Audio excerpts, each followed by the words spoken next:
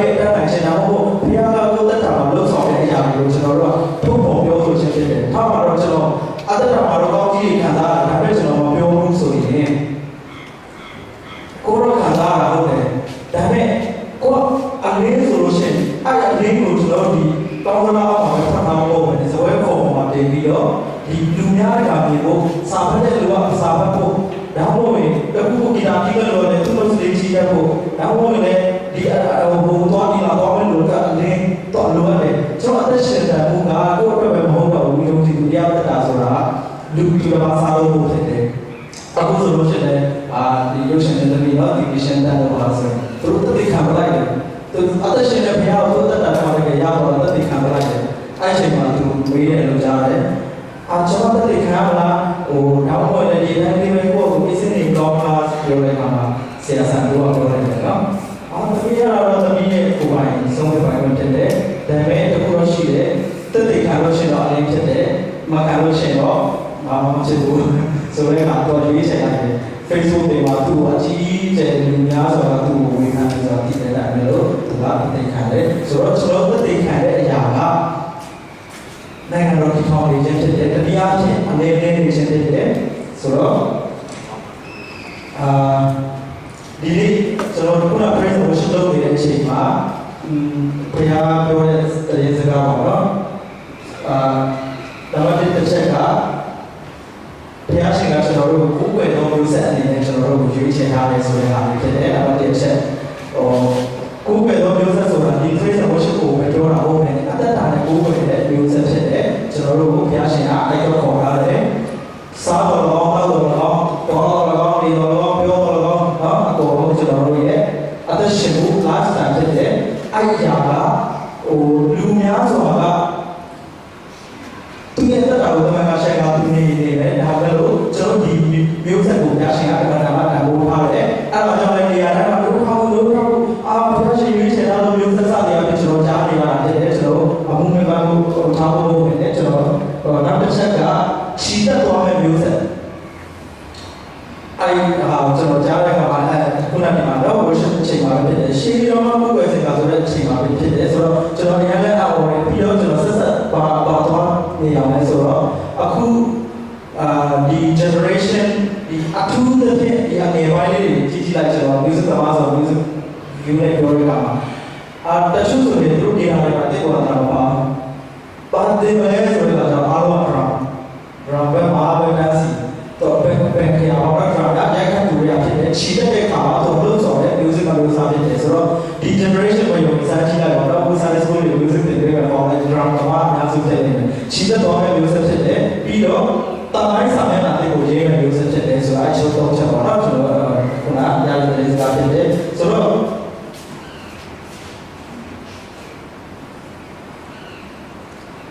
ကျွန်တော်ကရှင်ရောအတူတူအခန်းကြီးလေးပေါ့နော်အားလုံးကျေးဇူးပြုရေးဒီဘောဖရအောင်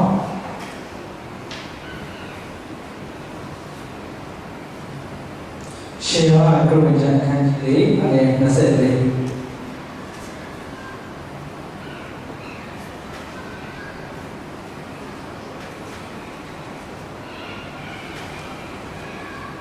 ပြည်စင်အားလုံးဒီဘောဖရအောင်ဘုရားသခင်သည်ဝိညာဉ်ဖြစ်တော်မူ၏ဘုရားသခင်ကိုကိုးကွယ်တော်သူတို့သည်ဝိညာဉ်နဲ့၎င်းသစ္စာနဲ့၎င်းကိုးကွယ်ရသည်ဟုမိန့်တော်မူ၏နောက်တစ်ခါဘုရားသခင်သည်ဝိညာဉ်ဖြစ်တော်မူ၏ဘုရားသခင်ကိုကိုးကွယ်တော်သူတို့သည်ဝိညာဉ်နဲ့၎င်းသစ္စာနဲ့၎င်းကိုးကွယ်ရသည်ဟုမိန့်တော်မူ၏โอเคပြီးတော့အရေးကြီးဆုံးချက်တစ်ချက်ပါတော့ခုနနံပါတ်1ချက်နဲ့ကျွန်တော်ပြောချင်တာကဘုရားသခင်ကကျွန်တော်တို့အမတန်မှအရန်ရှိတယ်ဒီလူငယ်တွေကိုဘုရားသခင်အမတန်အရန်ရှိတယ်ဆိုတော့လည်းကျွန်တော်အဲ့ဒီစကားကိုပြောချင်တယ်ဘာလို့လဲဆိုတော့ကျွန်တော်ရောက်တဲ့နေရာတိုင်းမှာအရင်ဆုံးကျွန်တော်ဘုရားဆီမှာပြောလဲဆိုတော့ကိုရောဒီအရက်ဒီနေရာအတွက်ကိုရောနှလုံးသားကိုဖွင့်ပြပါလို့ကျွန်တော်အများကြီးဆုတောင်းတယ်တချို့နေရာတွေမှာဘာမှမခံစားလို့ပြောချင်တာကကိုခံစားတဲ့အသက်ရှင်တာဘယ်လိုလုပ်ပဲလဲကိုရောရဲ့နှလုံးသားကိုဖွင့်ပြပါလို့ကျွန်တော်ပြောတဲ့အခါမှာတခါလေးချက်ချင်းဖြစ်ချင်မှဖြစ်မယ်တခါလေးနောက်ဟိုဖြစ်တယ်တခ ခဏလေးကြာတဲ့အချိန်မှာဖြစ်တယ်ခုနဆိုရင်ကျွန်တော်ဒီနှလုံးသားထဲမှာအဲ့ဘာမှဟိုပူလောင်ပြပြတဲ့အရာတွေပေါ့နော်ဟိုရေခုံလို့လှရှာမှုစိတ်လှရှာမှုတွေကျွန်တော်ခံစားရတော့တင်တာကဒီလူငယ်တဲ့ဦးချင်းစီတိုင်းပေါ်မှာဘုရားရှင်ကအကျဉ်းရှိတယ်ပြီးတော့သူရဲ့ချက်ချင်းကိုဘုရားရှင်ကဖွင့်ပြတယ်လို့ကျွန်တော်လုံးဝခံစားရတယ်ဟိုကိုယ့်ကိုယ်အတရားလုံးဝမရှိသေးချင်ဘူးပေါ့နော်ဦးချင်းစီတိုင်းဖြစ်တယ်တခါလေအဲ့လိုပြောတဲ့အခါမှာတချို့ကတွေးတယ်ရားတဲ့ချက်တာပဲပါသူဆိုင်လို့လေပေါ့နော်ကျွန်တော်တို့အစီအစဉ်ပါလေကျွန်တော်လူငယ်အတွက်လည်းကျွန်တော်နံပါတ်3ကလည်းအဲ့လိုကျွန်တော်အစားတော့ရှောင်းလို့စူတောင်းလို့တာပြဖို့တာနေတဲ့အခါမှာစူတောင်းလူငယ်စီစဉ်မှာကျွန်တော်ပြောလိုက်တယ်တရားရှင်အငယ်တွေအပေါ်ကအရင်ရှိတယ်လို့ပြောတဲ့အခါမှာတချို့ဝေကလေးတွေကဟိုသူတို့ပဲဆောင်းလို့နေတယ်လို့ဘာလို့ထင်ပြီးတော့မှဒီမှာတက်လာတယ်ရှင်အဲ့လိုမဟုတ်ဘူးဘယ်ဟာရှိတယ်လို့ပြောတဲ့အခါမှာချက်ကြအောင်ပဲဟိုတရားဟောစရာအသက်ငယ်လို့သူကဟိုတရားလောက်ကိုစောင်းပြောချင်လို့ပြောတာတော့မဟုတ်ဘူးဘုရားကချက်တယ်ဆိုတာချက်တာပဲเนาะဆိုတော့ဘုရားချက်တယ်ဆိုတဲ့တင်စကားကိုလည်းကျွန်တော်တို့ပြောချင်တာဖြစ်တယ်โอเคဆိုတော့ဘုရားသခင်ဒီနာဝိညာဉ်ဖြစ်တော်မူဤကိုယ်ပဲတော်သူတို့ဒီနာဝိညာဉ်ကတော့သစ္စာနဲ့တော့ကိုယ်ပဲရမယ်โอเคဒါတော့ကျွန်တော်ခဏခဏကြားမှုတယ်အခြေချင်းဆိုလို့ရှိရင်ဒီမှာအကျဉ်းတဲ့ပုဂ္ဂိုလ်တွေကျွန်တော်အများကြီးရှိတယ်ဆိုတော့ကျွန်တော်အခြေချင်းဖို့မဟုတ်ပဲねကျွန်တော်အသက်တာမှာကြုံတွေ့ရတဲ့အရာတွေကျွန်တော်ဒီနေ့ပြောချင်တဲ့ကောင်းစဉ်ကဘုရားသခင်နဲ့ရှောင်လန်းခြင်းဆိုတဲ့ကောင်းစဉ်ဖြစ်တယ်ပေါ့နော်ဘုရားနဲ့ရှောင်လန်းခြင်းဆိုတော့နာဝိညာဉ်ဖြစ်တဲ့ဒီနေရာမှာသူရှောင်လာတဲ့အမျိုးသမီးနဲ့တခင်ယေရှုနဲ့အဲ့ဒီယေရှုနာမှာတော့ပြည့်စုံတယ်တပည့်တော်တွေကသူရွာထဲဝင်နေတဲ့အချိန်ဖြစ်တယ်သူတို့စားနေရပါနဲ့သူတို့ရှာနေတဲ့အချိန်အဲ့ဒီအချိန်မှာတခင်ယေရှုကဒီမှာကျန်ခဲ့တယ်အဲ့ဒီအချိန်မှာရှောင်လာတဲ့အမျိုးသမီးနဲ့သူနေရာလေးပေါ့နော်စကားပြောတယ်သူအဲ့ဒါဇာဝင်ပါလေးဖြစ်တယ်ပေါ့ဆိုတော့ရှမာရိမျိုးတွေတို့ပြောရင်းနဲ့ကဲရေကြောင်းရမှာနော်ငါပြီးတဲ့တခင်ယေရှုအရင်ဆုံးသူစီမှာဒီလမ်းကြောင်းလိုက်တယ်ဒီလုံးအောင်ဒီတော့ဖြစ်နေပါဟောလေဘာနော်အဲ့တခင်ယေရှုကလည်းပြောလိုက်တယ်ဆိုတော့ငါပြီးတဲ့ရေတောက်တဲ့လူကနောက်တစ်ခါမှငါဘူးတဲ့ဒါပေမဲ့ဒီရေတောက်တဲ့လူကတော့နောက်တစ်ခါနိုင်ငါတယ်ဒါပေမဲ့ငါပြီးတဲ့ရေတောက်တဲ့လူနောက်ခါရေငါဘူးလို့ပြောတဲ့အခါမှာရှမာရိမျိုးသမီးအရင်ထူးဆန်းတဲ့တူတဲ့ဒါဘယ်လိုမျိုးလဲပေါ့နော်တောက်ရှင်တယ်ပေါ့ဆိုတော့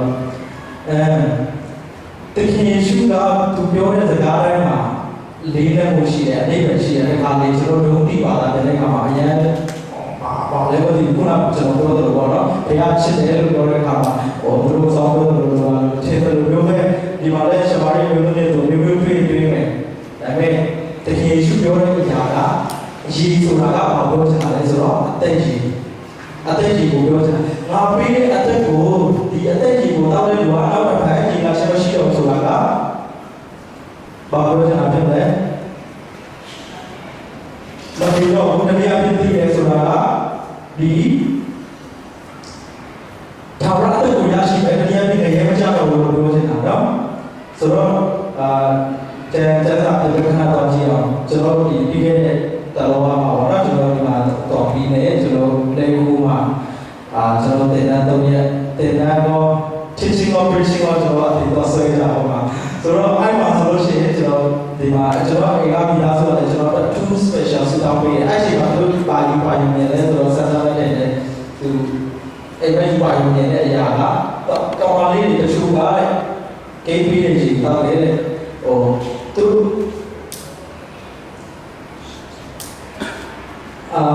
အဲ့ဒီအရာကိုကျွန်တော်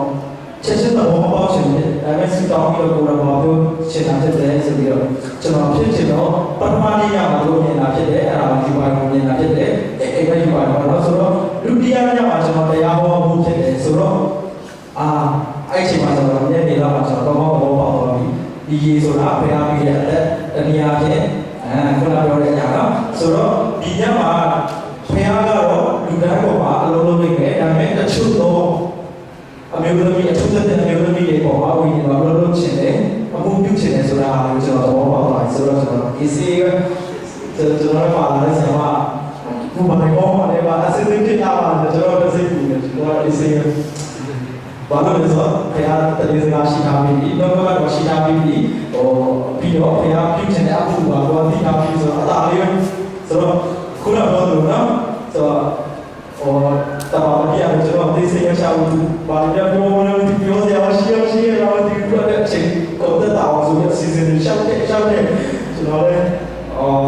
ပထမတော့ကာဘောဘလို့ဒီနေ့လည်း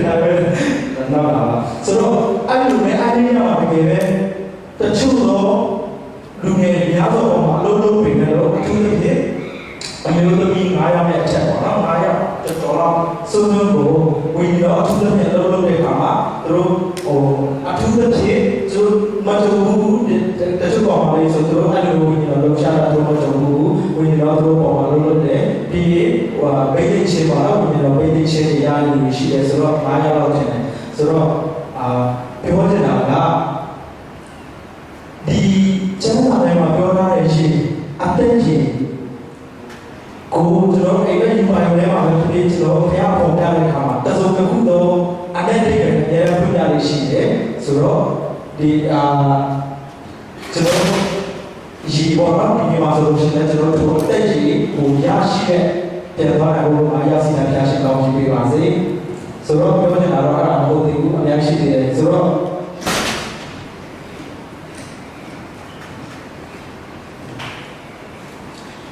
ကျွန်တော်ဒီမှာလူငယ်လေးပဲဆိုတော့ကျွန်တော်ယူပါရုံရှိရတာမသိဘူးနော်ယူပါရုံမရှိတဲ့လူမရှိပါဘူးကျွန်တော်တချို့သောလူငယ်တွေ Facebook မှာစကားပြောတယ်ယူပါရုံဘယ်လိုလဲပေါ့နော်ယူပါရုံရှိလားဆိုတော့တချို့ကလည်းကျွန်တော်တို့ရှိတယ်ငယ်ငယ်တော့ယူပါရုံရှိတယ်ဒါပေမဲ့ကြီးလာတော့ကိုထားထားတဲ့ယူပါရုံတိုင်းမှာဖြစ်လာတဲ့အခါကျတော့ကိုယ့်ကိုယ်ပဲဖြစ်တယ်လို့ပဲနေတော့တယ်ကိုယ့်ဟာကိုယ်စစ်ပြတယ်လို့ပဲခြေလမ်းတော့တယ်ပေါ့နော်အဲ့လိုမျိုးမထားတော့ဘူးအဲ့လိုထားရင်ကိုယ်ပဲပြင်ပန်းတယ်ဘောချက်တယ်ပါမယ်ဆိုတော့ယူပါရုံဆိုတဲ့အခါမှာနှမျိုးရှိတယ်အကြမ်းအမှာတင်တဲ့ဘုရားကဆိုတော့ကိုယ့်ဟာကိုယ်ဖြစ်ချင်တဲ့ယူပါရုံဟုတ်ပြီနော်ပြီးတော့နောက်တစ်ခုကဘုရားကကိုယ်ကိုဖြစ်စေခြင်းတဲ့ယူပါရုံအဲ့လိုမျိုးရှိတယ်အဲ့လိုခုကြောင့်ကျွန်တော်လူငယ်တော်များရှုပ်ပေးတယ်ဆိုတော့ကိုယ်ဖြစ်ချင်တဲ့ဟာကိုပဲတောင်းနေရမယ်ဆိုတော့ဆိုပြီးတော့ကိုဖြစ်ချင်တာပဲဆိုပြောတဲ့လူငယ်ရှိတယ်မဟုတ်ပဲတချို့လူငယ်တွေကျတော့လည်းကိုတော့ကျွန်တော်ဖြစ်ချင်တာဒါပေမဲ့ကိုတော့ဖြစ်စေချင်တဲ့အရာကျွန်တော်ပေါ်မှာဖြစ်စေပါဆိုတဲ့လူငယ်တွေကအရင်ဆင်ပြေတယ်တကယ်လို့အဲ့ကွက်ပဲနော်အဲ့ကွက်တွေတော့လာပါလေကိုတော့ equip နဲ့လွယ်စီပါဒါပေမဲ့ကျွန်တော်လူတိုင်းဖြစ်ပဲကိုတော့လူတိုင်းဖြစ်ပါစေအဲ့ကွက်နော်အဲ့ကွက်လေးကျွန်တော်ပြီးဖို့အရေးကြီးတယ်ဆိုတော့စိတ်ကူးအိမ်မဆိုတာရှိသေးတယ်ကျွန်တော်ငယ်တော့ဆိုကျွန်တော်ဆိုနေမောင်းချင်တာတချို့တကယ်ကျတဲ့ပြီးတော့သူမောင်းချင်တယ်ဆိုတော့တချို့စိုက်ကားသမားပြီး gas pay တကူမှအဖြစ်ကြီးစရာမရှိဘူးကျွန်တော်တော့အားလို့တခါလိုက်အနည်းဆုံးဆရာဝန်လောက် engineer လောက်အဲ့လိုလည်းပဲဖြစ်လာတော့ဘာမှမဆိုင်ဘူးနော်ပြောချင်တာကငယ်တော့ဖြစ်ချင်တဲ့စိတ်ကူးအိမ်ကအတိုင်းလည်းဖြစ်ချင်မှလည်းဖြစ်မယ်ဆိုတော့ခုနကပြောသလိုပြီးကိုယ့်အကိုဖြစ်ချင်တဲ့ယူပါရုံဖြစ်ချင်တာလည်းဖြစ်ချင်မှဖြစ်မယ်ဒါပေမဲ့အကောင်းဆုံးကတော့ခင်ဗျားကကိုယ့်ပေါ်မှာထားရတဲ့ယူပါရုံတိုင်းဖြစ်ဖို့အမြဲတမ်းလေးစနေမှာဝန်ခံတဲ့ဘုရားမှာရေးကြည့်တယ်ဆိုတော့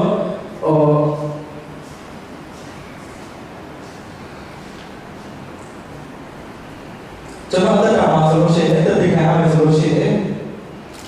2008လောက်ကဖြစ်တယ်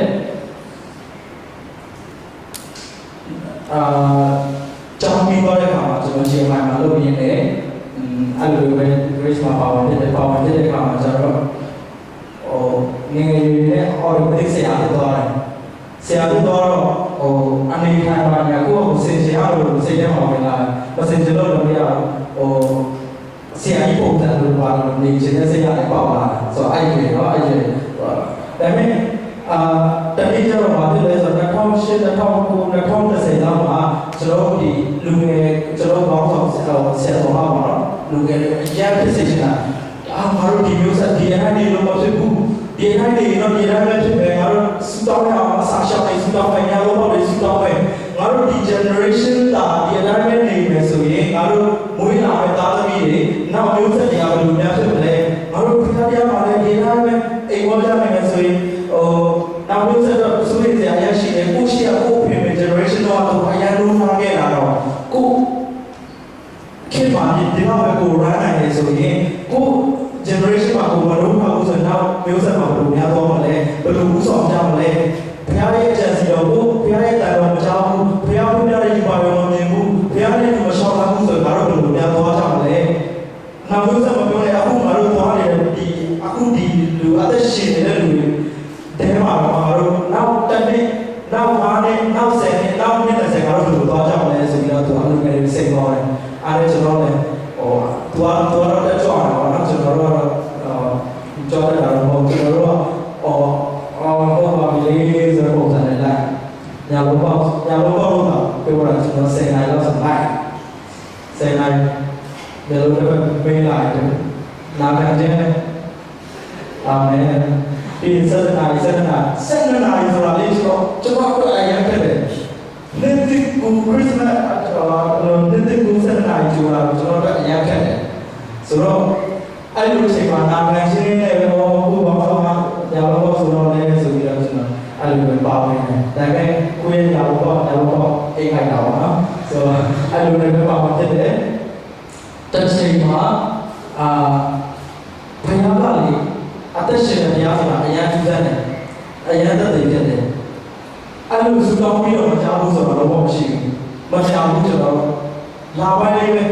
အဲ့လိုစူတောင်းအဆောင်မှာအတန်တော်ကြားရပါလားဆိုတော့ဘာမှမရှိဘူးဒါပေမဲ့ဒီလိုပဲလူငယ်တော်တော်များများနာမည်ချင်းနဲ့တော့ဟိုပြီး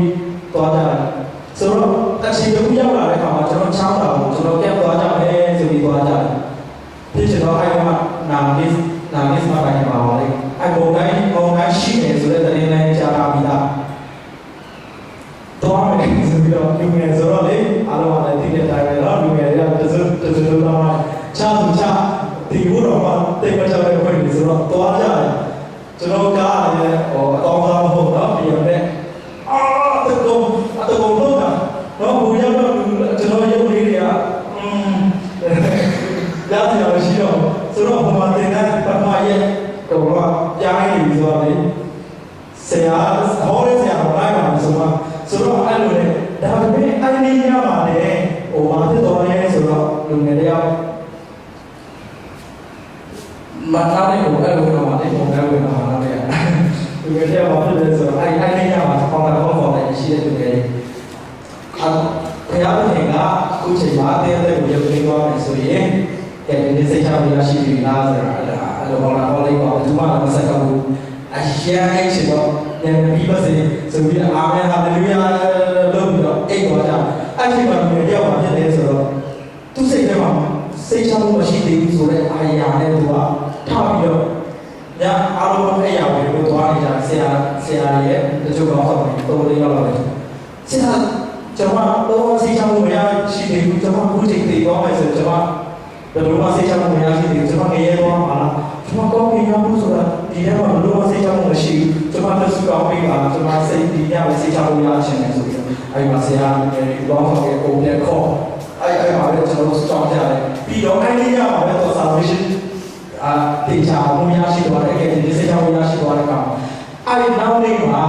ချက်ချင်းသူတက်တည်ခံလိုက်ပြီးတော့နောက်တဲ့ကျွန်တော်လူငယ်တွေပြန်ပြီးတော့စိတ်ပေါ်လို့ဖြစ်အဲ့ဒီမှာကျွန်တော်ဒီကျောင်းသားများပါပဲအားလုံးတော်တော်များများကအဲ့ဒီစိတ်ချမှုရရှိတယ်ကျွန်တော်ပါသေးဘူးအဲ့လိုနဲ့တော့ဆိုနာမှာကျွန်တော်ဘုရားကြည့်တဲ့ကျေးဇူးတော်ကြောင့်တော့ကျွန်တော်ဝေတီလိုက်တော့ဒီနေတာပဲဆိုတော့ခုနကပြောတယ်တော့ကျွန်တော်ဆရာနော်ဆရာဆိုတော့ဆရာလူရတော့အဲ့လိုနဲ့ကိုယ်လည်းတော်တဲ့အချိန်မှာကျွန်တော်အဲ့ဒီချိန်မှာကိုယ်ကကျွန်တော်ဒီကိုခေါ်တာမဟုတ်မိတ်ဆွေတွေပါပဲဒါပေမဲ့ကျွန်တော်ဆက်စပ်ဆရာမတယောက်ကအဲ့မှာတော့ပါဝင်လို့ရှိတော့ကျွန်တော်အိမ်လိုက်ကိုပြီးမယ်ဒီစီနဲ့ပြန်ပြီးလဲဆိုပြီးတော့ကျွန်တော်အိမ်ရှိမှာချပြီးမယ်လို့ပြောတာကျွန်တော်အိမ်ရှိရောက်တဲ့အခါမှာတို့ဘာလို့ဆိုပြရလဲမသိဘူးတရားလုံးကျွန်တော်ဘာပြောညာမပြောနဲ့ကောင်းလို့မောင်းတော့အဲ့လိုနဲ့ကျွန်တော်အဲ့ဘွဲကိုပါတော့အလကားနေလားဘာလို့ဆိုပါဘူးကျွန်တော်အိမ်ရှိချပြီးဆိုတဲ့အခါမှာကျွန်တော်ထောင်းဆဲခေါ်သွားတော့အဲ့လိုနဲ့ကျွန်တော်အဲ့ဘွဲကိုရောက်သွားတယ်ရောက်တော့တဲ့အခါမှာကျတော့ကိုကဘွဲလည်းဘာလဲတီးထားပြီးဆိုတော့လူလည်းတီးတယ်လည်းဘာရှိတော့ကဆရာကြီးတိုင်းဒီစီတော့အားရတာလည်းကြည့်လို့ဘုရားကိုတပည့်လည်းအများကြီးရှိတယ်ကျောင်းတပည့်လည်းအများကြီးတာဟာကောပြန်ကောင်းမှသိစရာစဉ်းစားရအောင်နော်အဲ့လိုနဲ့တော့ကြားလိုက်တော့ခုတဲ့လာပြောလို့ကျွန်တော်အရင်ခံစားအဲ့ဒီညမှာပြဖို့တပည့်အဲ့ဒီညမှာရောက်ဖို့ဆောင်မယ်ဆိုကျွန်တော်ကောင်းခံစားတဲ့အခါကျချက်ချင်းတော့အော်တဲ့ချိန်မှာခုနပြောတယ်နော်ငါတို့ဆရာကကဲဒီစက္ကန့်နေပါလားဆိုတဲ့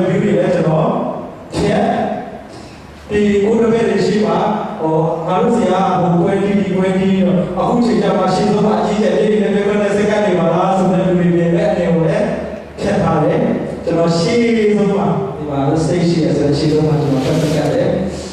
စက်ကတဲ့ခါမှာအရင်အော်စရာတော့ကျွန်တော်အရှိမအရင်တော့ကျွန်တော်ခဲ့တဲ့ကျေးဇူးအချိန်တွေစက်ကဘူးနေတယ်ဖခင်ရဲ့ထွေးထွေးခြင်းနဲ့အတိမပြုခြင်းလို့ပြောတာဒူလုံးလုံးရှင်းတဲ့စိတ်ချခြင်းကျွန်တော်ခေါင်းမရဘူးလေအဲ့ဒီမှာဖခင်ကသူရဲ့ထွေးထွေးခြင်းနော်အရင်ကကိုယ့်ကိုစိတ်ထဲမှာပုံလာတာရှောက်ပုံပေါ်ပြီးခံစားနေတာပေါ့အရင်ကနော်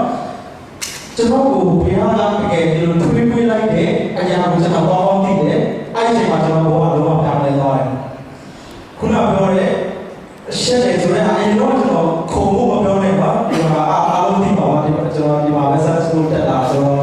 ဟိုဒီဟာကြီးရဆိုတော့ရတယ်ကျန်တဲ့အားလုံး final game ချိန်ဆိုကျွန်တော်ပြီးပြီเนาะဆိုတော့အဲ့လိုမျိုးအရင်ရှက်တာခုံဖို့ဒီလိုတစ်ချက်ခုံလိုက်ဖို့လေကျွန်တော်အရင်ရှက်တာကျွန်တော်ဒီပေါ်မှာအားလုံးသိတယ်ဆိုတော့အကားဆိုပုံစံကျွန်တော်ကိုယ်ကတော့မပြောနဲ့အားဆုံးဆိုတော့တော့ပါသူကကျွန်တော်လေးသိနေတာအော်အပေါင်းရှိတယ်အဲ့ဒီကျူပြီးတော့ပြောင်းလာတယ်အကောက်အားလုံးဒီတော့ပါဒါပေမဲ့အဲ့ဒီတော့ဘာမှမပြောလဲဆိုကျွန်တော်ဘောကလောရှိနေတယ်သွားတယ်အသက်ရှင်နေပြီလားတော့ကျွန်တော်တို့ချက်ပြအောင်လားချီးမွမ်းတာကွာနော်ငါဘုံကတော့ဆိုရဲအရာလေးဆိုတော့အထင်မှာခုနပြောတဲ့အချက်တရားတွေလည်းမရှိတော့ဘူးဒီကိစ္စကိုလည်းသိတဲ့ပြည်တာကျွန်တော်ဘောလုံးကျွန်တော်လမ်းလေးမှာတော့နေဆိုလို့ရှိရင်ကျွန်တော်ဒီသွားနေတဲ့နောက်တစ်ကိစ္စအချို့ကိုကျွန်တော်ဘောအချို့သွားတယ်ဆိုတော့ပြောချင်တာကဘုရားရဲ့မြတ်တာကျွန်တော်စခံစားရတဲ့ဒါမှမဟုတ်ဘုရားရဲ့ထူထွေးခွင့်ခြင်းမြတ်တာသူသိထားတဲ့အချက်သူဘုရားရဲ့လူတွေချင်းကကျွန်တော်တို့ဘောအောင်အချင်းဒါတော့အတ္တမတရားပဲကျွန်တော်တို့ကအချိန်မှာကောင်းအောင်ပြလိုက်ပြီးဘုရားကကျွန်တော်တို့ကဘုံတားနေပြီဆိုတော့နောက်ပိုင်းအချိန်မှာကျွန်တော်မျိုးစစ်အများကြီးတယ်ဒါပေမဲ့မထူတော့ဘူး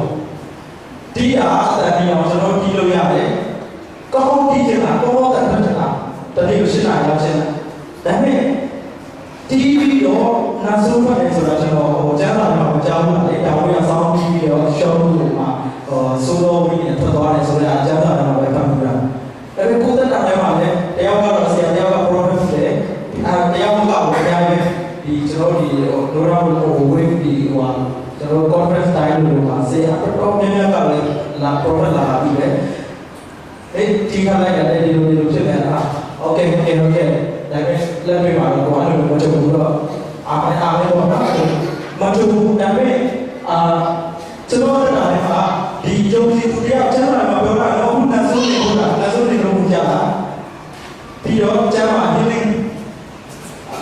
များရှိတယ်လေကျွန်တော်တို့ဒီအဲ့ဒါတွေကကျမ်းစာမှာသင်ကြားပြဖတ်လို့ရှိပါတော့လေယုံကြည်သူတို့ကဖြစ်တတ်တော့ဒါပေမဲ့လက္ခဏာဘူကတော့ပါစာတို့နဲ့ဖြစ်တတ်တော့ဝေဒနာဘူကရေးထားတာဒီမှာတော့အချိန်မှာတော့ဘော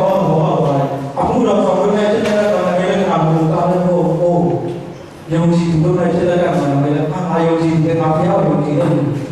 ဆိုပြီးတော့ကျွန်တော်ဒီနောက်ကတော့ကောင်းကောင်းသဘောပေါက်သွားတဲ့အခါမှာဘာဖြစ်သွားလဲဆိုတော့သူအရာကိုကိုယ်မှာလို့ကျွန်တော်ကိုယ်အတွက်နိုင်လိုက်တယ်အခုဆိုရင်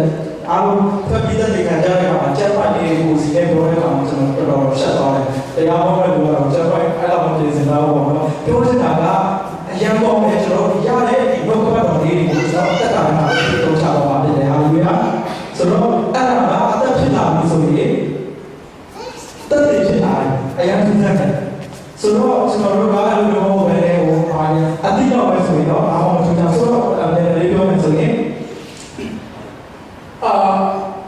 ကျမ်းစာတွေပြီးပါတဲ့အချိန်ဖြစ်တယ်ဆိုတာဆရာပြောတဲ့အရာမဟုတ်တော့ဘူးကျွန်တော်ကပြောတဲ့အခါမှာတကယ်တော့တချို့ဒီ music ဟိုworkshop မှာတော့တကအကျဉ်းချင်းကျွန်တော်ပြောနေတယ်ဘာလဲဆိုတော့မကွေးပါဖြစ်တယ်မကွေးဘူးစိတ်ကျွန်တော်သွားကြတယ်ဒီမြေပဲကိုပဲလားဟိုဘုဒ္ဓတော်ပဲပေါ်တော့လည်းကြည့်တဲ့ဟို drama ဘုဒ္ဓတော်ပါတယ်ပြီးတော့ကျွန်တော်ဒီတော်တော်များပါတယ်အဲ့မှာကျွန်တော်ကိုပြောမှာတော့သွားကြတဲ့အခါမှာဖျားကြအောင်ဒါကြောင့်ရောက်တယ်ကျွန်တော်အဲ့မှာ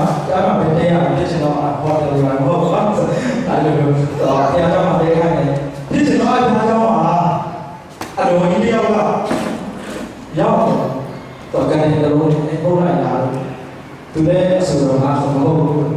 သူကဘယ်လိုလဲသူကတည်တော့မှာတော့တ တီတော့မှာဒီကနေ့တီတော့မှာဆိုတော့သူကအိမ်မှာမတည်ချင်ဘူးလေဘုရားရဲ့အိမ်တော်မှာတည်ချင်တာတော့ဟုတ်လားဒီကျွန်တော်လည်းဒီမှာဒီဝက်ဘက်ကြီးဘုရားကျောင်းမှာတဲရဆိုတော့ငါတို့ဒီပွဲမပြီးနေတယ်ဒီဝါးတယ်ဆက်လက်စကားအဲ့လိုလေတီတော့မတည်ဘူးတော့ပွဲမပြီးခင်ညမှာကျွန်တော်400လောက်ပြန်လာဖို့ဆိုရင်ကျွန်တော်ကားနဲ့ပြန်လာဖို့ဖြစ်တယ်တနာရီခွဲလောက်မှာဖျားစကားပြောတယ်ဒီကနေ့ပိုင်းနဲ့စကားပြောတယ်သူမရဲ့ဘဝတစ်ခုလုံးကိုကျွန်တော်အကျဉ်းဖြစ်အသေးစိတ်အချက်ချက်ခုနရှမာရဲ့မျိုးသမီးကိုဘုရားရှင်ကသူ့ဘဝကိုပေါ်လို့ပြောတော့သူရဲ့အရှက်ရတဲ့ဘဝလေးပါတယ်ဆိုတော့ကျွန်တော်တော်တော်နဲ့တော့ပြောရင်တော့ပြောတယ်သူ့အတွက်တရေစကားရှိတဲ့အခါကျတော့ကျွန်တော်နေနိုင်ရင်လည်းတော့လို့တော့လည်းစကားပေါ်တော့လိုက်ထုတ်အစဲကားစားရတော့ဆန်းနေခေယူလေးဆိုဆန်းအဲ့ဒီမှာစိတ်မှာဘလို့မဖြစ်ဘူးဘုရားပြောခိုင်းတဲ့အရာကိုငါမပြောရင်ဘာဖြစ်မလဲယောဟန်ကိုဖြစ်မလားနော်ဆိုတော့ကျွန်တော်လည်းတွေ့သွားတာခဏလေးအားလုံးကြည့်ပြီးခဏလေးဆိုတော့ကျွန်တော်ဆရာမတရားခေါ်ခိုင်းတယ်ဆရာမတရားဘလို့ဆရာမရေပြောပြပါအောင်ဘလို့အန်ဒီကိုပြောရရှိတယ်ဘုရားပြောခိုင်းတာရှိတယ်ဆိုတော့ကျွန်တော်ချက်ချင်းဟိုသွားတယ်တော့ဘုရားတော်မှာပြန်ဝင်ပြီးတော့လို့အန်ဒီဘုရားပြောတဲ့စကားရှိတယ်အန်ဒီရုံရောမသိဘူးအဲ့ဒါကျွန်တော်အရင်သိကြလို့ပြောတာဖြစ်တယ်ပေါ့နော်ဆိုတော့အန်ဒီဘဝမှာဒီလိုရှိတာပြောလို့ရလားရတယ်ပြောတာဆိုတော့ပြောတယ်အားလည်းဒီလိုရှိတယ်ဒီလိုဟုတ်လားဟေးဟုတ်လားအဲ့ဒါသူပြောရတယ်ဆိုတော့ပရမတ်စကလည်းရတယ်သူအဲ့ရလေးထားပြီးနောက်တစ်ဆက်ပုံစံဝင်လာသူဟိုချက်တော့လည်းပြီးတော့ဆက်လာအောင်အန်ဒီကိုဘုရားရှင်ကအရင်ရှိတယ်ဘုရားရှင်ကအန်ဒီတို့အကျဉ်းစီရှိတယ်ဒီလိုဖြစ်မယ်ဒီလိုဖြစ်တော့ဘုရားရှင်ကဒီလိုအကျဉ်းစီရှိတယ်ပြောတဲ့အခါမှာတော့အရင်ထူးတယ်ဒီလိုပဲချိန်တာအန်ဒီတို့ကျွန်တော်စကောင်းပြီးလို့ရတာဒါလည်းတော့စကောင်းပြီးခဲ့တယ်အဲ့လိုတပတ်လောက်ကြာဖုန်းပြန်ဆက်တယ်ကျွန်တော်ဖုန်းကတော့ဆရာမဆရာတောင်းတာတော့ဖုန်းပြန်ခေါ်တယ်တပတ်မဟုတ်တလားကျွန်တော်ကြာတော့ဖုန်းပြန်ဆက်တာတယ်။တားရင်တော့ကမကွေးပါလာတယ်တားလို့ကျေးဇူးတင်တယ်အတားပြောတဲ့အတိုင်းပဲဒီအကူကျမ်းမာလို့အိမ်ကိုပြန်လာပြီးအိမ်မှာပဲအခုပြန်နေနေပေါ့နော်။ဖြစ်ချင်တော့အဲ့ဒါဒီယောဂကပါယောဂလဲဆိုတော့အဆုံးမရှိတော့တာ6တာအတေဆုံးအတေ6တာအဆုံးတော့အတေ6တာဖြစ်တယ်ဆိုတော့သူကဒီဘုရောအချင်းတွေလို့ဆရာဝန်လည်းရှော့ထားပြီးတော့ဘုရားတော်မှာတည်ခြင်းတာတော့အဲ့လိုလူကိုဘုရားရှင်ကအသိကိုပြန်ပေးတယ်ကျမ်းပါတော့ဆိုတော့ပြောနေတာကဟိုကျမ်းပါတဲ့ရှင်ဆိုပြီးတော့လေဟိုကျွန်တော်ရှောက်ပြောတာဟုတ်ပဲလက်တွေ့ကျွန်တော်တက်တာထဲမှာတကယ်မြင်တွေ့ရတဲ့ကောင်အရင်အော်တဲ့ကျွန်တော်ကိုယ်ကကြောင်သွားတယ်နော်ကိုလို့ကဟုတ်ဆိုတော့ကောင်းလေးသိလိုက်တယ်နော်ဆိုတော့ကျမ်းပါတဲ့ရှင်တွေနောက်ဒီကကျမ်းပါကိုရှိတာလေဆိုတာဟိုဒီကလိုက်တဲ့မှာအဲ့ဒါကိုပြောနေတာကကျွန်တော်ဘုရားကလေလက်လက်ဆန်ဆန်ဟိုကျင်းနေတယ်ဟိုတိုက်လို့ဘုရားကိုလေကြိုက်တော့တာလို့များတယ်ဘုရားတော့မဟုတ်ဒါပေမဲ့သူရဲ့အခုတော်ထဲမှာကျွန်တော်သုံးတော်ခံစားလာပြတော့ပါလို့ရတယ်ပြောနေတာကကျွန်တော်ဒီနေဆက်တော့ရှင်းတော့နေဆက်မှာကြောက်ရမှာတော့ဆိုတော့အချိန်မှာဖြစ်တယ်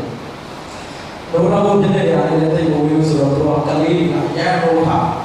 အဲ့ဒုက္ခဘုဖြစ်တဲ့ကြောမှာတို့သွားပြီးတော့အဲ့ဒုက္ခဘုသွားပြီးဆိုင်ကြတဲ့အခါပြန်လာတော့ကလေးဆိုတော့ရန်ရှင်းတယ်လေဒီထဲမှာရန်ရှင်းတယ်ဒီထဲမှာရန်ရှင်းတော့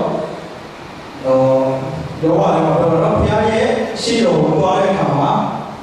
ဘုရားရဲ့သားတွေနဲ့သူစာရလည်းရောပြီးမယ်ဆိုတဲ့ပုံစံမျိုးပဲသူတို့ရဲ့တက်တာတွေမှာလည်းအရင်ကလေးတွေအရင်မျိုးတော့အရင်တန်ရှင်းတော့အရင်သူတို့အရင်အောင်ဝင်လို့တော့တန်ရှင်းတော့ပြီးတော့လည်းလုံးလို့တော့နာဆိုရတယ်အကြီးကျယ်လုပ်နေတဲ့ကလေးလေးဖြစ်ကျွန်တော်ပထမကျမသိတော့လိုက်လာအရင်ကြီးအမှုဆောင်တော့နော်ဘာလဲဆိုတော့စာရကဟာလေလုယာအာမင်ကောပြောတတ်တယ်နော်အဲ့ဒါကသူစကားဟာလေလုယာပြောတတ်တယ်စာအာမင်ကောသူတယ်ပြီးတော့တော့ကောတိတာကျွန်တော်တို့တပိုင်းသိတာတော့သူကြီးချင်တာတော့တကယ်ယေရှုကိုနှု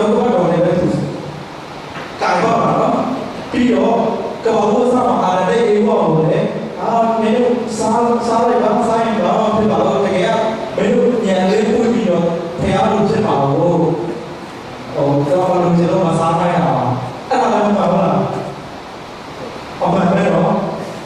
ဆိုတော့ဘုရားလည်းပြောတယ်ဘယ်လိုဒီစားနေမှာတည်တယ်ဒီဟာတော့ဒီဉာဏ်လေးကိုချင်းပဲဆိုတော့ပြောရင်တော့အရင်ကရှာတော့တချို့တွေခိုင်းနေတာကျွန်မခိုင်းတယ်ဆိုတော့ပြောနေတာကစာရကဘုရားတော်နဲ့ကျွန်တော်တို့နဲ့ပေါင်းပေါင်းပြီးတယ်ဟာလေလုယာကောင်းကောင်းပြောတာအဲ့နေရာမှာဆိုလို့ရှိရင်ကျွန်တော်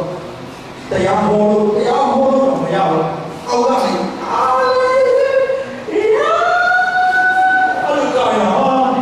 ဘာလဲကတော့အဲ့ရောမရတာလားဆိုတော့ဟုတ်တော့ဒီဖခင်ရဲ့ဘုရားတော်ခြေရတဲ့အောင်တော့လိုက်တော့ရှက်တာခလေးအယောက်20လောက်ရှိရနော်ပြီးတော့အောက်ရှိကောင်းတယ်ပါလေပါလား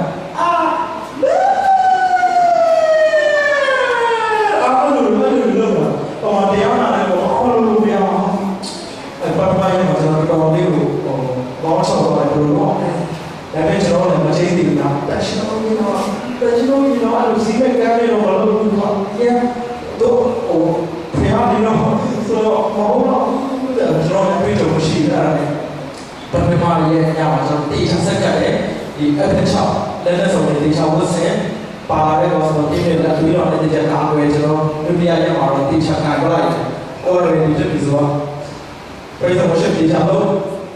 ဟိုအပြောလို့နဲ့အဲ့ဒီညမှာပြောလို့မရတော့ပထမရက်ကလည်းစာတော်မှာလည်းကြည့်ရလို့လည်းအပြေးစပါဆိုရက်နဲ့လေးဘာလို့ကောင်းနေလဲစာရောလာတော့ပြောတယ်တော့ဒုတိယရက်တော့ဘုရားမရဘူးလို့လည်းတေချာပြင်ဆင်လာခဲ့အဖျားဒုက္ခအမျိုးမပါဘူးဆိုတော့တော့ကျွန်တော်တေချာပြင်ဆင်တယ်အရင်ကလည်းအရင်လည်းကြောက်ဖို့ပါမယ်အဲ့နောက်ပုံရမှာကျွန်တော်အစားရရှုံးတဲ့သူတွေကိုတကယ် profit နဲ့ကျွန်တော်ကျွေးကြော်တဲ့အခါမှာဒီအရှိအကလေးတွေကတော့အရင်ကတော့စားရတယ်ဒီအမောင်နဲ့အလင်းနဲ့ဘယ်လိုပဲဖြစ်ဒီ views ပေါ်မှာအရင်ဩဇာတရားကိုရရှိတဲ့အကြောင်းတော့ music ကြားလိုက်တာဟာလာပြီအကောက်ရမျိုးစုံပဲကျွန်တော်တူလို့တော့မရဘူးဆိုတော့ sex dance တဲ့လားဆိုတော့တချို့ကလည်းအဲ့ဒါမျိုးတချို့ကလည်းတော့တယ်လီမာလေးဆိုရင်လည်းရှိရောကာအခုတော့တို့ကြည့်ကောင်းပါဘူးကတော့ဒါပေမဲ့အဲ့စားရတဲ့ရှုံးတဲ့ပြည်ကိုကျွန်တော်တကယ် profit နဲ့ကျွန်တော်ဆိုတဲ့အခါမှာmusic မှာတော့ပါတယ်ကျွန်တော်ဒီကရှင်းပါကျွန်တော်တို့ရဲ့ဒီခန္ဓာစိတ်ကြီးနော်နဲ့တကယ်ကိုယ်ဝယ်ရှင်တကယ်ချီးမွမ်းခြင်းမှာဘယ်လိုလုပ်ပါလဲဆိုတော့ကလေးမလေးပေါ်လာလဲဆိုတော့ပူရဲဆိုပြီးတော့ပေါ်လာဖြစ်တယ်ဆိုတော့ကျွန်တော်တို့ဒီလူ့ဘဝမြင့်တွေမှာဆိုတဲ့အခါမှာရှင်းရှင်းလက်တွေမှာရိုက်ပြီးတော့ fire လို့ပြောကြတာအဲ့ fire ကနေအပျော်လို့နဲ့ဝိညာဉ်ထဲမှာတကယ်ကြီးနေထားတာတော့မယုံမရှိနဲ့ဆိုတော့ချီးမွမ်းမှုပဲဒီမှာလည်းတကယ်မိတော့ပြီးရှက်တယ်ဝိညာဉ်ပြီးဆိုပြီးတော့ဟိုဘောပါဝိညာဉ်ပြီးတော့ဟိုဒါတကယ် professional ဆိုတကယ်ပြီးဒီတော့အရင်ပူပဲပူရဲကလေးမလေးဆိုတော့နိုင်ရမှာသူခံမှာဟာဒီလိုဟိုယောက်ျားအားကောင်းတဲ့နေရာလုံးရောက်ကင်လာတယ်တော့ဒါနဲ့ဒီစားရတဲ့ရှုံးနေတော့ကျွန်တော်အောင်ပြီစားရတဲ့ရှုံးနေတော့ဒီဘာလို့ဆက်တကယ်ရှိမနေမှာတော့တပြေးပြေးလုံးရောက်လာတယ်ကျွန်တော်လည်းတွေ့တော့ရှိနေတော့လည်းဒီအချာပြီးတော့မင်းတို့ဆက်ပြီးတော့ကျွန်တော်အတခြားအားလုံးတွေလည်းမရှိဘူးကျွန်တော်ပါသွားတာလေးရတယ်ဆိုကျွန်တော်လည်းအောက်ဆင်းပြီးတော့ကလေးတွေကိုနည်းနည်းဟိုရှာဆော့ပါနည်းနည်းလုပ်ချင်အတွေ့တော့မရှိတာပဲစားချင်တယ်ဆိုရင်စဉ်းစားလိုက်ပါတော့လို့နေရတဲ့ဘောကျွန်တော်တို့ပြေးရတာဘာလို့လဲဆို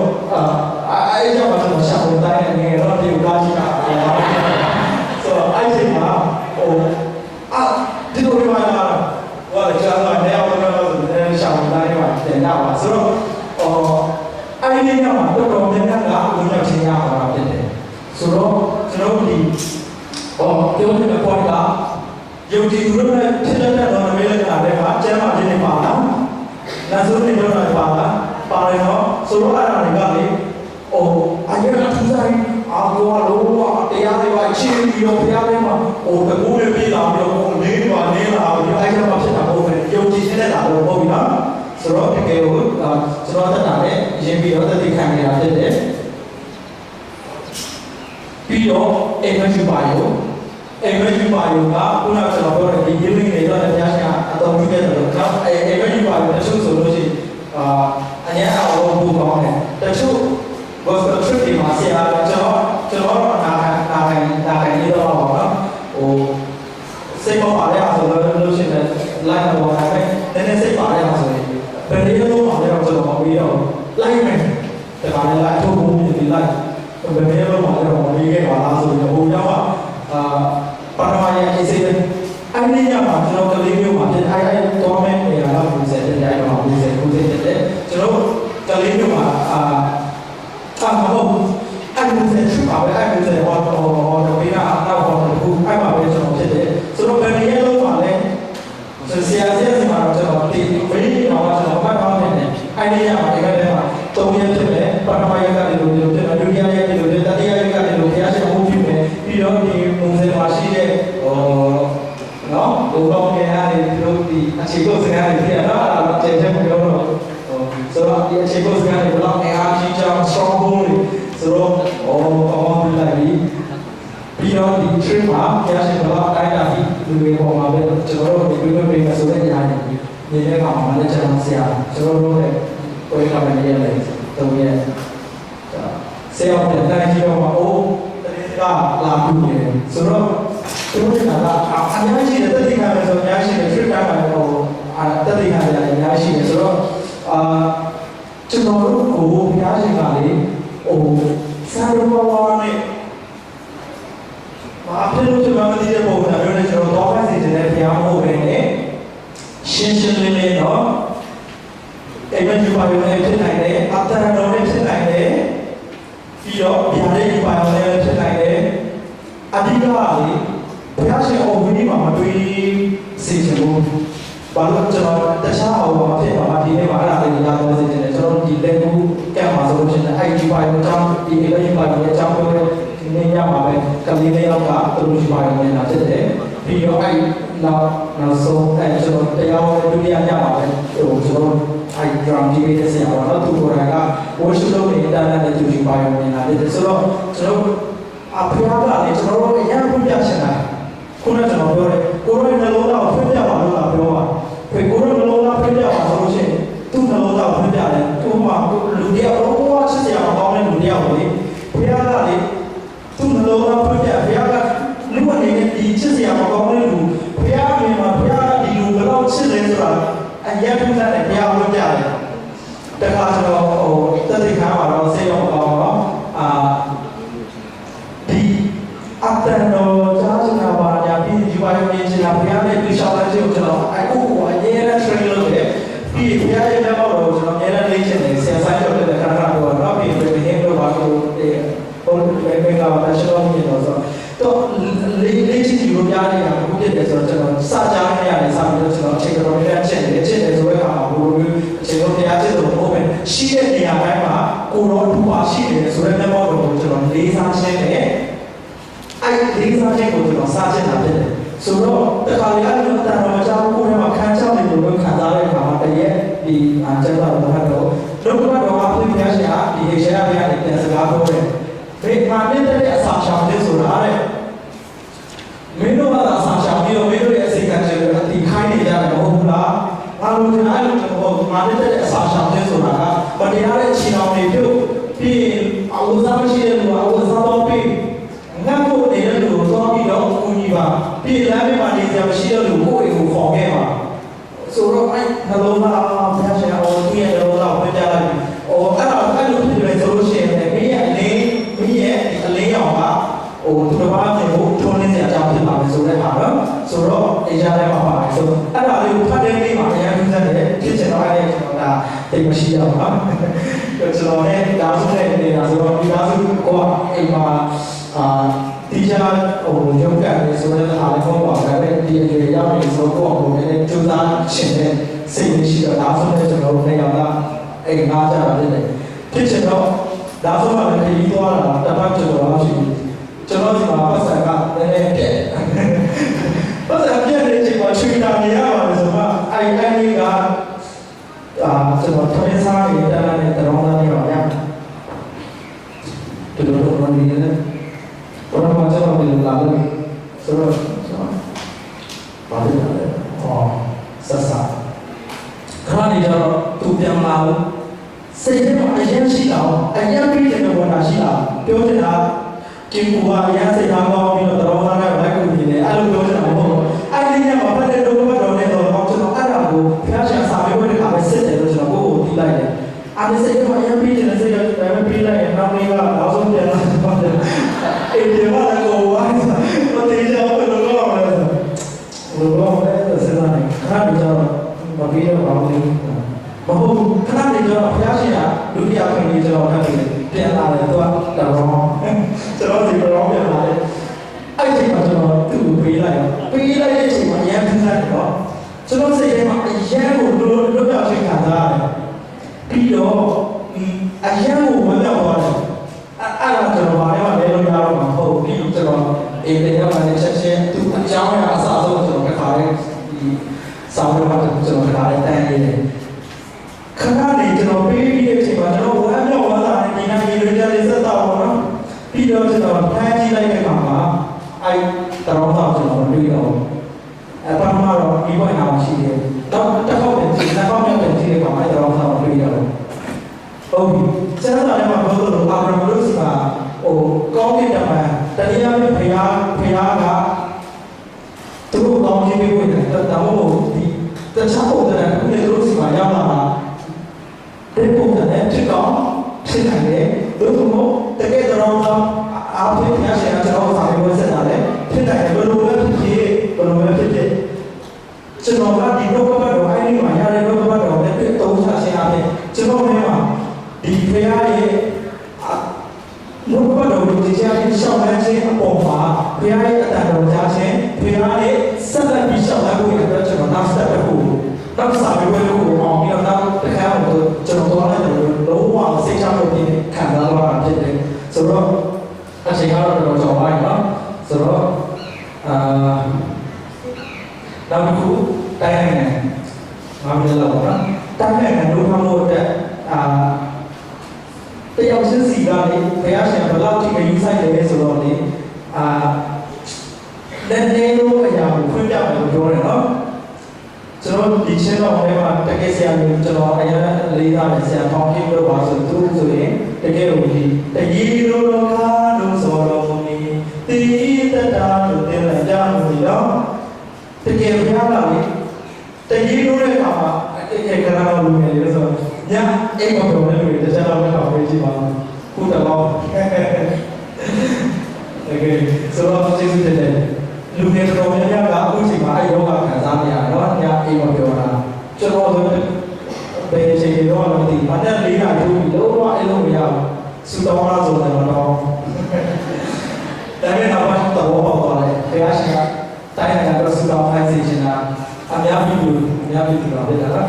အများတော့သူတော်ဘာလို့စူတောင်းခိုင်းစေချင်တာပေါ့ပေါ့သွားတယ်တညဆိုဘုရားကကျွန်တော်ဘော training ပေးတာအဲ့ဒီနေ့ရတယ်အဆုံးမရှိဘူးကျွန်တော်ဖြစ်ချင်တော့အခန်းတကားဖြစ်တဲ့ထွက်သွားတဲ့အခါကိုအခန်းထဲမှာအခန်းတော့ခလို့မာနေပြီးတော့ကျွန်တော်အပေါ်သွားတာပြင်ခဏသွားတာဘာနဲ့မှန်းတော့အခန်းကျက်ကိုဖူးပြီးလိုက်တဲ့အခါကျွန်တော်ပြန်ပြန်လို့ရတာဘာလို့မိုးလေးရုပ်ကမှပြောင်းတော့ဘာနဲ့ပြောင်းလာလဲဒီကျွန်တော်အခန်းထဲမှာဘာမိုးလို့အားလို့မရအဲ့ဒီမှာဘောအဲ့ဒီမှာကျွန်တော်ဘာနဲ့ပေါ့တခြားပြည်ပေါက်ရှိအဲ့ဒါကိုကောင်းကြီးပြီးတော့ဘုရားရှင်ကကောင်းကျွန်တော်ဒီလိုလိုက်ချိန်လိုက်ဆိုနောက်ပိုင်းအဲ့လိုအိမ်မရအကြောင်းတစ်ခုကြောင့်ဘုရားရှင်ကို training ဆိုလို့ရှိရင်စိတ်ကောင်းတယ်နော်အိမ်မရဘူးဆိုပြီးတော့လောလောဆယ်ဖွင့်ပြီးတော့တရားရောက်ဘာနဲ့မလို့ဘုရားကကိုယ်ပေါ်နေတာဖြစ်တယ်တိုင်းနဲ့ကတော့လာပြီးတော့မှာဖြစ်တယ်ဘုရားရှင်နဲ့နေလို့ရတယ်ကိုဒီလူငယ်တွေကိုဖွင့်ပြချင်တာဖြစ်တယ်ဖွင့်ပြနေတာဖြစ်တယ်ဒီဘိုးရဲ့ရေးချီတယ်ဟုတ်ပြီနော်ဆိုတော့ကျွန်တော်ဆိုလို့ရှိရင်လည်းကိုယ်ပါစနာတော့ဘယ်မှာခုနပြောတဲ့ gospel trip တော့ဘယ်မှာဘုရားရှင်တိုင်းနဲ့ဘုရားဟောတယ်လည်းတခုဖွင့်ပြတယ်အဲ့ဒီပါလို့ဆိုလို့ရှိရင်ကျွန်တော်အများကြီးပါလို့ပြောရတာလို့ဆိုthe whole picture ပြမယ်ဆိုလို့ရှိရင်တချို့ဟာတွေကမပြောရဘူးပေါ့နော်ရောတာလို့ပြောမှာဆိုတော့ဆိုတော့တော့ပြောမယ်ဆိုတော့အဲ့ လုံးဝကိုရှိတဲ့တဲ့တိုင်းနိုင်ငံရေးသိမ်းမှုဖြစ်တဲ့အခုဒီ MCC လောက်မဟုတ်ဘူးတော်လာလောက်မဟုတ်ဘူးကိုယ်ပြန်လုံးဝကြီးလုံးအားကြီးလုံးကိုလူတွေတိတ်တန်းပေါင်းများတော့တင်ကိုယ်တွေကတော့ထိုင်ပေါ်မရှိဘူးလူတွေအရင်စားတော့ကိုယ်ဒီကိုယ်တွေပေါ်မှာဒီလိုထိုင်ကြတာထိုင်ပြီးတော့တရားနာကြတယ်အရင်လည်းစားမကြတယ်စေပေါ်မှာထိုင်နေတဲ့လူတော်များရှိတယ်တကယ်ဘုရားတော်ပြုပေးတဲ့ရှိတယ်ဆရာတော်တွေလည်းအခုချိန်မှာဘုရားတော်ပြုနေတဲ့ဆရာတော်တွေလည်းပါတယ်ဒါပေမဲ့ပြောတော့နော်ဒါပေမဲ့ပြောရင်တခါလေဒီနေ့တရားကျေဖို့တရားဟောတာလည်းရရှိအောင်ဆိုတော့โอเคဒါပေမဲ့တော့အခုဒီနေ့ဒီအချိန်ဒီဝိမှာဘုရားတော်ပြုနေတဲ့ဆရာတွေလည်းပါနေတော့ပဲပြီးဘုရားတော်ပြုလောက်တော့ဘုရားဆရာဟောင်းနေတော့ဆရာဟောင်းနေလည်းပါတော့ပြီးတော့ဆရာလူဘသူမှမသိတဲ့လူထင်ကြီးဆရာတစ်စက်မှမရှိတဲ့ဆရာဒီလည်းပါတယ်အဲ့လိုပြောဆိုတော့အဲ့ဆရာတွေကတယောက်ချင်းစီကိုသူတို့စင်ပေါ်ဆင်းလာပြီးတော့တယောက်ချင်းစီဝေးသိပေးမယ်ဆိုတဲ့အချိန်ကိုရောက်လာတယ်အဲ့ဒီမှာကျွန်တော်လည်းပြန်စားရတယ်ကျွန်တော်လည်းအဲ့စင်ဟောင်းမှာကျွန်တော်လည်းတရားရှိနေတာဖြစ်တယ်သူတို့တရားပြီးတော့ဆင်းလာတဲ့အခါမှာဆရာတွေကအရင်လိမ့်ချပြီးတော့အရင်တာဝန်ပေးမယ်ဒါနဲ့အချိန်မှာတို့ဘာဖြစ်လဲဆိုတော့ဆင်းလာပြီးတော့ကျွန်တော်တဝင်းချင်းစီကောင်းကြီးပေးမယ်ဆိုဆင်းလာတဲ့အခါသူတို့ရဲ့ခန္ဓာကိုယ်ပေါ်မှာဒီချောင်းတွေကိုလင်းနေတာကအထဲကလင်းတာဒီတော့ကြည့်နေတာနော်လင်းတယ်ဆိုတော့ဟိုငါတို့ဒီလင်းတယ်ဒါနဲ့ဒီချောင်းတွေကိုသူ့ရဲ့အထဲကပူရောင်ပူပေါ်လာဒီတော့အတိုင်းတာကလုံးဝဖြူစွတ်ပြီးတော့လင်းတာဆရာကြီးကသူတို့ကြည့်ပြီးတော့ငါတို့လင်းလိုက်ပါတော့တော့သူတို့တော့တည်ရပုံပေါ့တော့အစီအစဉ်အဝိယကောင်းကြီးပြီအဲ့ဒီမှာတော့လူကြီးကဒီလိုဖြစ်ငါတို့ကိုဘယ်တော့လဲငါဝယ်ဆရာတွေပြမယ်တဲ့လာတော့ပါရှိတယ်ဆိုတော့တချို့တော့အောက်ကပြိတ္တကပါပြောနေဆိုတော့ဟိုဆရာတွေလာဆိုဆရာတွေလာမလေးပြလာပါငါတို့ကလာလားတချို့ဆရာစာပြီးငါတို့လာမသိဘူးဆိုတာဖြစ်နေကြတချို့ဖြစ်ချင်တော့ကိုယ်ကိုယ်တိုင်လည်းအဲ့လိုဖြစ်နေရောနာမည်ကြီးဟာဦးစဘာလို့ငါကောင်းအောင်ဘယ်တော့ရောဦးစဘာလို့ငါကောင်းအောင်ဘယ်တော့လဲရောအဲ့ဒီမှာကျွန်တော်ကလာတာလုံးဝအထင်ကြီးစရာမကောင်းတဲ့ဆရာတရားအရက်လည်းတိတ်မရှိဘူးအဝတ်စားလည်းကျွန်တော်ဒီရှင်းနေတာပေါ့နော်တိတ်မတန်းလည်းအစင်းလာအမြဲကျွန်တော်တို့ရောက်လာဘယ်လိုပြလိုက်တဲ့ခါမှာအားလုံးကတော့လုံးဝအရေးတော်ဆိုတော့နောက်ဆက်တွဲတွေကလာထွက်နေတာပဲပြောတော့ပြောနေတာကတိုင်းနိုင်ငံလူမှဖို့တက်လည်းဘုရားရှင်ကဖွင့်ပြတယ်အဲ့ဒီဂျာတွေကမဖြစ်တာဘူးလို့ပြောလို့ရဖြစ်ကိုဖြစ်တာပဲအဲ့ဒီတိုင်းဒီတိုင်းနိုင်ငံကြီးပတ်တိုင်းမှာကျွန်တော်ဒီစတောင်းအတန်ဟောနောက်တစ်ခုအတန်တော်ကြားခြင်းဆိုတာကျွန်တော်တို့ကအတန်တော်ကြားမှုပဲဒီညောင်တော့ဆိုတော့ဖြစ်တယ်ပြီးတော့ထားတော့များရှိတယ်ဆိုတော့ကျွန်တော်တို့ကိုဘုရားရှင်ကနောက်ဆုံးနေတယ်အမတန်မှချစ်တယ်ပြီးတော့ကျွန်တော်တို့ဘုရားကနာဝိညာဉ်ဘုရားဖြစ်တယ်ယေရုရှလင်မှာပဲသွားဘုရားမှာမဟုတ်တော့ဘူးနေရာတိုင်းမှာဗာလေဘုရားတော်ဒီနာဝိညာဉ်တော်သစ္စာတော်ကိုနေရာတိုင်းမှာဘုရားနဲ့ဘာစကားစီပဲဘုရားရဲ့မျက်မှောက်တော်ဘုရားရဲ့ပါရှိခြင်းကိုအားဆိုင်ပြီးတော့ကျွန်တော်ဘုရားတော့ကျွန်တော်တိုက်တွန်းလို့ဆိုရင်ကိုအားပေးခြင်းနဲ့ပြီးတော့နောက်တစ်ချက်ဘုရားကအသက်ရှင်တဲ့ဘုရားဖြစ်တယ်ကယ်တင်တဲ့ဘုရားဖြစ်တယ်ကျွန်တော်တို့ကိုတကယ်နေ့ရက်စင်တာကစကားပြောတဲ့ဘုရားဖြစ်တယ်ပြည့်ပြတဲ့ဘုရားဖြစ်တယ်ကျွန်တော်တို့ကြီးမားတဲ့ဉာဏ်စီတော်ရှိတယ်ထို့ရာနဲ့ကျွန်တော်နေ့ရက်စင်တာကအသေးစိတ်ယူဆိုင်ပြီးတော့လမ်းပြဖို့ဆောင်တဲ့ဘုရားဖြစ်တယ်ဆိုတဲ့ဟာမျိုးပေါ့နော်ကျွန်တော်တို့ရောက်စီတဲ့နေ့တွေမှာပြန်လည်ပြီးတော့ခေါ်ပြီးခြင်းတယ်ဘုရားရဲ့ဖွင့်ပြခြင်းဘုရားရဲ့တန်တော်ကြားခြင်းဘုရားရဲ့ပြရယူပါရောဘုရားပြတဲ့အိမ်ပဲယူပါရောဘုရားရဲ့ယူပါရောတွေနဲ့ရှေ့ဆက်သွားတဲ့လူတွေရောက်စီတဲ့ဘုရားစီတဲ့ခြင်းကောင်းကြီးပေးပါစေကျေးဇူးတင်ပါတယ်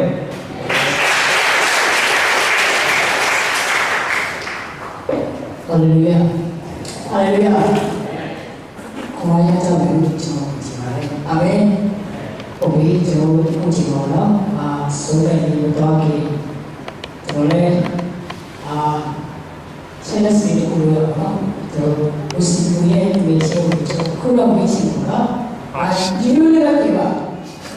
ဒီတော့ဆရာပြောတဲ့ကြေပါတော့ကိုကြားရတဲ့ခုတော့ပြောတာပါဘူးတတိထားပြီးတော့ကိုကိုဒါဒီပြောတာကြေပါတော့ဘယ်လိုရှိရှိပြောပြတယ်ဟုတ်ကဲ့ဒီလိုကတော့နေအိုင်ဒီလာတော့ပချောင်းမှုဆိုပြီးစမ်းပြီးပြောရတယ်ဒီထားနေတယ်နော်ဘယ်လိုလဲဖြစ်နေတာ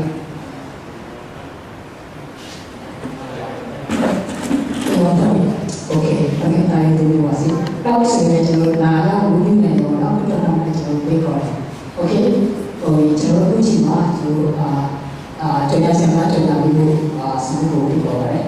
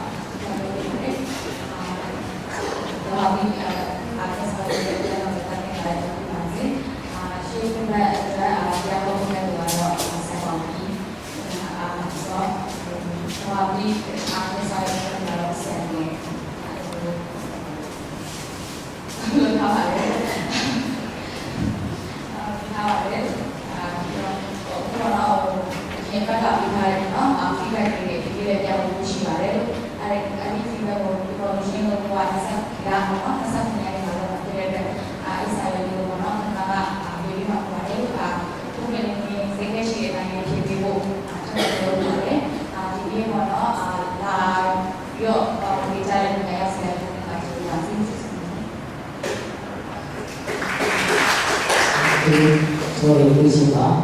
ဒီဘက်ဝီးနေတော့စူတောင်းခံပြဆရာကြီးရှိမယ်ဆိုရင်ရောက်စတဲ့ပေါ့ပါတယ်